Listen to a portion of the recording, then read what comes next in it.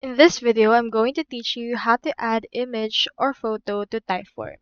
In order to do that, you first need to head over to typeform.com and make sure to actually see in here their website. Proceed to click on this Get Started option in order to create an account, or you can also click on the Sign Up option that we can see right here. If you already have an account like I do, proceed to click on this Login option that will appear into this page. Now here is my actual dashboard on my Typeform. In order to add an image to your question, you first need to head over and open the actual quiz or form that you have. I have in here this one, so let's click on this. Once you have clicked on the selected form, it will show you the actual editor. So for this case, just click on to the actual question. So for example, in this case, let's click on to this first question right here. Then into this part, just click onto these three dots. You can either duplicate it or the likes, and onto the right sidebar, you can see this image or video option.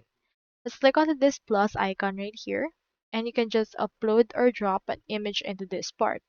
You can also select from images from the media gallery, as well as videos, icons, as well as show in here your gallery.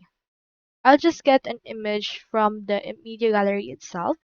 Into this part, just scroll and then locate the actual question that you wish to use. So for my case, let's head over and use this one.